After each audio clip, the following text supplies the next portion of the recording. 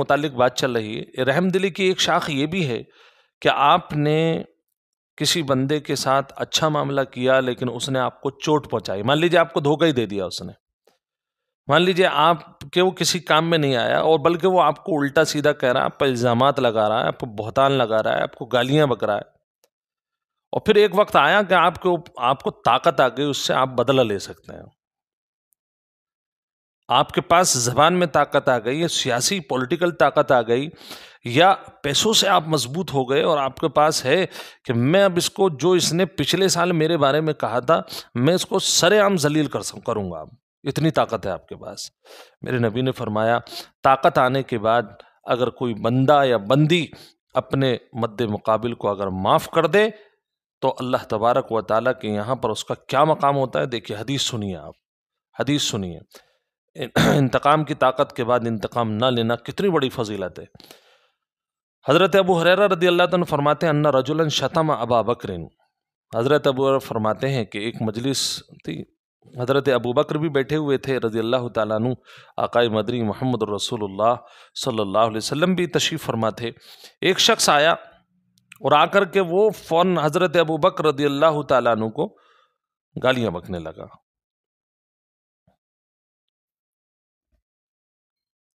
اور رسول اللہ صلی اللہ علیہ وسلم بیٹھے ہوئے ہیں. حضرت ابو بکر کو وہ گالی پر گالی، گالی پر گالی، گالی پر گالی بکے جا رہا بری طریقے سے. اور حضور پاک صلی اللہ علیہ وسلم کا ریئیکشن یہ تھا، آپ مسکرا رہے تھے. حضرت ابو بکر رضی اللہ تعالیٰ عنہ بہت دیر تک تو بیچارے برداشت کر سے رہے، لیکن انسان ہے. فغضب النبی فلما اکثر رد علیہ بعد قولہ.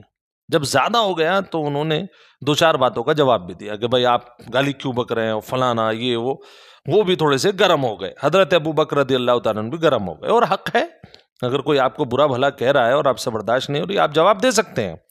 تو حضرت ابو بکر رضی اللہ تعالیٰ عنہ جواب دینے کی کوشش کی، لیکن جیسے ہی جواب دیا، اسٹارٹ کیا جواب دینا، رسول کریم صلی اللہ علیہ وسلم غصہ ہو گئے. فغضب النبی صلی اللہ علیہ وسلم وقام.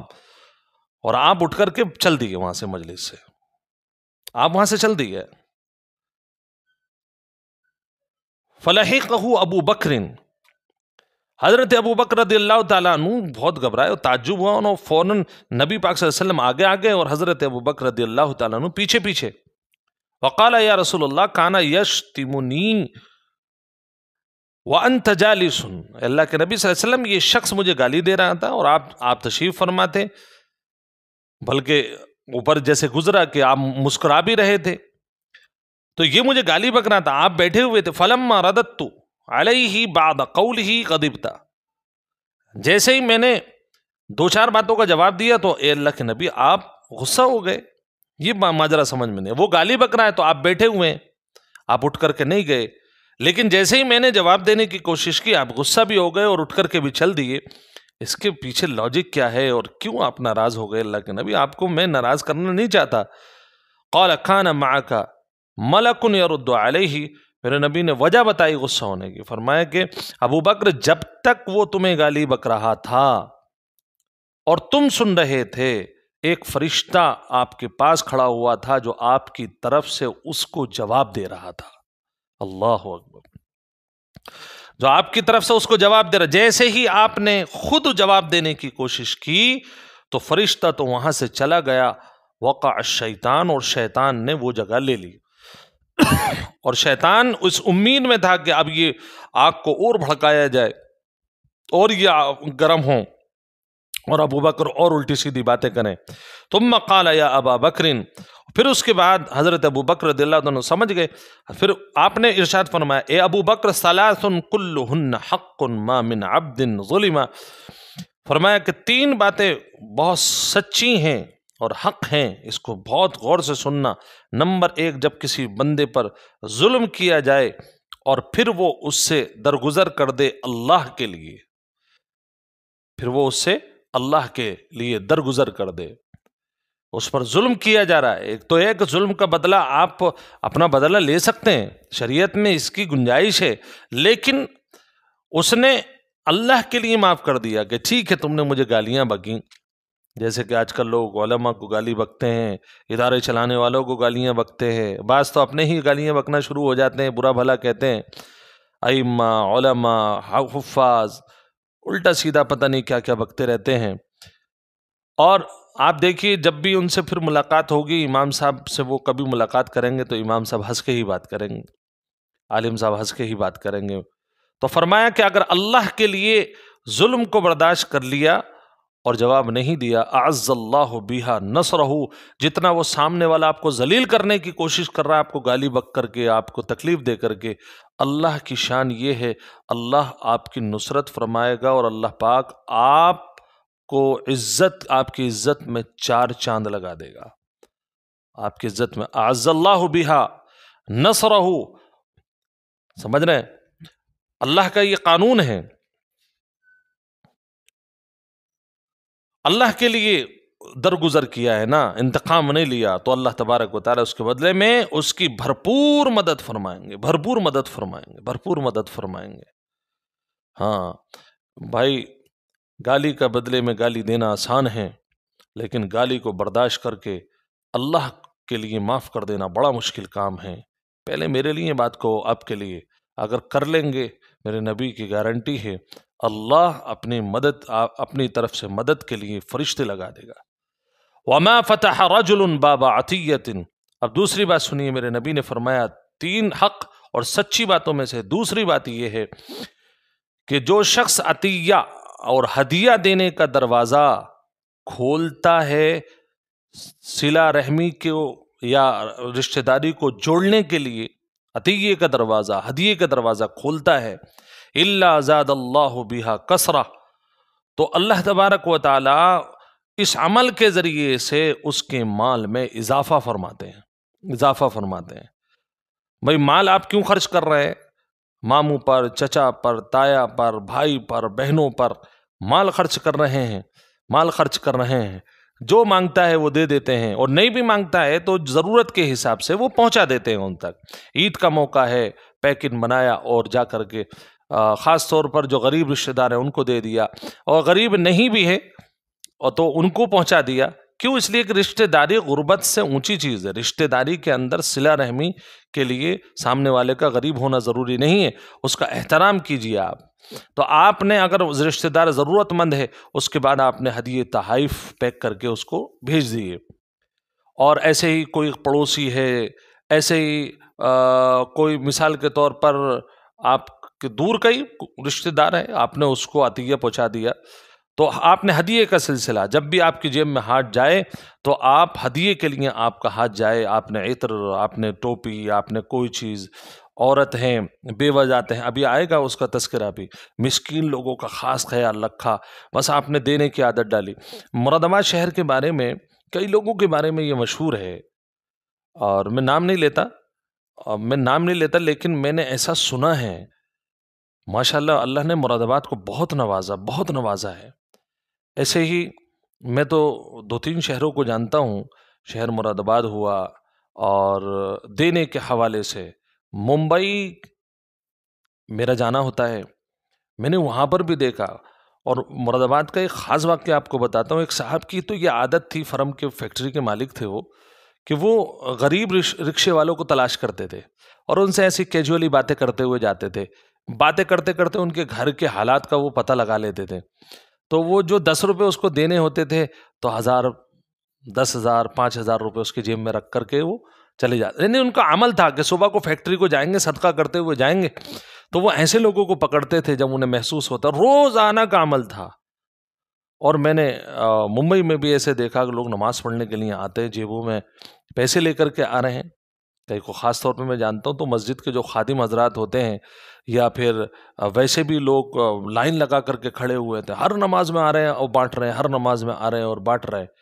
میں نے دیکھا آج تک وہ لوگ کبھی غریب نہیں ہوئے، اور ان سے بھیک مانگ کر کے گھر چلانے والے آج تک وہ غریب ہی غریب ہیں۔ تو بھائی وہ کیوں غریب ہیں؟ اس لیے کہ ان کے پاس اکٹھا ہو گیا، ضرورت پوری ہو گئی، پھر بھی مانگ رہے ہیں۔ تو دینے والا شخص جو ہے نا، اللہ کے راستے میں جو دینے والا شخص ہے، اللہ کے نبی صلی اللہ علیہ وسلم گارنٹی لے رہے ہیں، تم دینے کی عادت ڈالو لوگوں کو، چاہے چھوٹی چیزوں سے عادت ڈالو، پھر اللہ بڑے تک پہنچا دے گا۔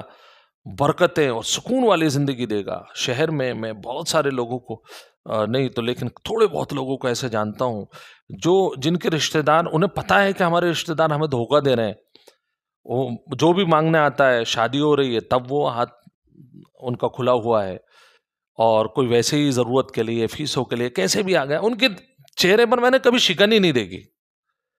میں اپنی آنکھوں سے دیکھ رہا ہوں کہ یہ کس کو دے رہے ہیں، اور انہیں پتا بھی ہے لیکن بولے اگنور کیوں؟ اس لیے کہ وہ علماء کے ساتھ بیٹھتے ہیں، کتاب سنتے ہیں، اللہ والوں کے ساتھ بیٹھتے ہیں۔ کاش اللہ ہمیں یہ نصیب فرما دے۔ بعض کو دیکھ کر رشک آتا ہے، اللہ ہمیں ایسا بنا دے اور ایسا بانٹنے والا بنا دے، ایسا دینے والا بنا دے زندگیوں میں، اللہ خوشیاں بڑھے۔ میرے نبی کی حدیث ہے، فرمایا جو شخص بھی دوسروں کو ہدیہ دینے کے لیے صرف اس لیے کہ ان کے رشتہ داری کو جوڑنے کا حکم اللہ نے دیا ہے، اللہ کے لیے وہ رشتہ داروں کے لیے ان کے یہاں کے دروازے کھلے ہوئے رہتے ہیں۔ فرمایا اللہ کا وعدہ الا زاد اللہ بہا کثرا، اللہ ان کے مالوں میں برکت عطا فرمائے گا۔ وما فتح رجل باب مسألۃ، دوسرا شخص وہ ہے کہ جس نے مانگنے کا راستہ کھول دیا، دروازہ کھول دیا، یرید بہ کثرہ، اور اس بہا کثرہ، اس سے مراد اس کی یہ ہے کہ میں زیادہ مانگوں گا، جتنا زیادہ مانگوں گا اتنا زیادہ میرے پاس اکٹھا ہو جائے گا۔ اللہ فرماتا الا زاد اللہ بہا قلہ، مگر اللہ کا یہ طریقہ ہے، اللہ اس کے مال میں قلت پیدا کر دیتا ہے اور اس کے مال کو گھٹا دیتا ہے۔ ہاں، مال کو گھٹانے کا مطلب یہ بھی ہو سکتا ہے کہ کبھی ایسے گھٹائے کہ مانگ رہا ہے، ضرورتیں بڑھتی چلی جا رہی، جتنا مانگا اتنا کم پڑ گیا۔ کبھی ایسا ہوگا کہ مانگا بہت اکٹھا ہو گیا اس کے پاس، لیکن اپنے مال سے جو اکٹھا شدہ ہے اس سے کچھ فائدہ ہونے والا نہیں ہے۔ تو جس مال سے فائدہ نہ ہو تو وہ تو نہ ہونے کے درجے میں۔ آپ شہر میں، مجھے ایک صاحب ذکر کر رہے تھے مجھ سے کہ ایک ڈاک خانے کے اندر جو ذمہ دار انچارج وغیرہ یا جو اس میں جمع کرتے ہیں پیسے، تو وہ کہہ رہے تھے مراد آباد میں گورنمنٹ کالج پر ایک ڈاک خانہ ہے، وہاں کے حوالے سے انہوں نے ذکر کیا کہ بولے وہاں جو بیٹھے ہوئے ہیں وہ کہہ رہے تھے کئی فقیروں کے ہمارے یہاں پر کھاتے ہیں اور اس میں لاکھوں روپیہ جمع ہے، اور وہ جمع ہی کرتے رہتے ہیں، لیکن جمع کرنے کے بعد کبھی وہ نکالنے نہیں آتے۔ کیوں؟ اس لیے کہ انہیں لگتا ہے کہ بھئی ہماری ضرورت تو ہم مانگ کر ہی پوری کریں گے۔ اور کہنے لگے کئی تو وہ ہیں جنہوں نے مانگ کر لاکھ روپے اکٹھا کیا اور آج وہ مر گئے، ان کا نہ کوئی رشتہ دار ہے نہ کچھ ہے، کسی کو کچھ پتہ ہی نہیں ہے، لاکھوں روپے وہ بینک میں ایسے ہی گل گئے۔ میرے بھائی، میرے نبی یہ سمجھا رہے ہیں، عام ہو یا خاص ہو، دینے کی عادت ڈالو، اپنی ضرورتوں میں مانگنے کی عادت نہیں۔ ملی کام الگ ہیں، آپ کوئی ہاسپٹل چلا رہے ہیں، آپ نے ایک ٹرسٹ قائم کر دیا کہ لوگ آئیں اپنا پیسہ لائیں اور ضرورت مند تک پہنچ جائیں، تو آپ میڈیٹر ہیں، آپ ادارہ چلا رہے ہیں، مدرسہ چلا رہے ہیں، آپ مسجد کے متولی ہیں، آپ کو لوگوں سے لینا پڑتا ہے، تو یہ تو مسئلہ الگ ہے۔ لیکن اپنی ضرورت کے لیے اللہ ہم سب کی حفاظت فرمائے اللہ پاک کہ صاحب میرے بچے کی فیس جمع نہیں ہو رہی، فیس جمع کروا دو، میں اور جو ہے کوٹ لینا ہے، اور آج بچوں کی پتلون لینی ہے، آج جو ہے فلاں شادی میں جانا ہے، اور آج فلاں بیمار ہے۔ خدا کی قسم میں نے دیکھا ہے لوگوں کو، جن لوگوں نے مانگ کر کے گزارا کرنے کی نیت کی، اللہ نے انہیں ہمیشہ بھکاری بنا کر کے رکھا، اور جو لوگ دینا جانتے ہیں، میں نے ایسے علماء کو دیکھا اور دیکھ رہا ہوں الحمدللہ، جن کی تنخواہیں بہت معمولی سی ہیں، وہ تمام لوگوں کے گھر پر نہ کھانا کھاتے ہیں۔ ممبئی میں جامع مسجد میں ایک شیخ تھے، ان کے بارے میں بڑا مشہور تھا، حضرت مولانا شوکت صاحب رحمۃ اللہ علیہ۔ اللہ نے کیا خودداری دی تھی، بڑے سے بڑا سیٹ آ گیا، لیکن بندہ کسی کے یہاں کھانا کھانے کے لیے نہیں گیا، بولے پتہ نہیں کیا مشکوک ہے۔ آج بھی یہ حال ہے، کتنے علماء ایسے ہیں جن کی بہت تھوڑی سی انکم ہے، لیکن اللہ نے برکت اتنی دی ہے، ہر وقت کلف کے کپڑے پہننا، عطر و خوشبو لگانا، دل معطر ہے، اللہ پاک انہیں بیمار بھی بہت کم کرتا ہے، معمولی سی دوا سے وہ صحیح ہو جاتے ہیں۔ یہ کیا چیز ہے؟ اب جب ان کے پاس کوئی مانگنے کے لیے جاتا ہے، وہ بلکہ اس کو اور دے دیتے ہیں، لیتے نہیں ہیں۔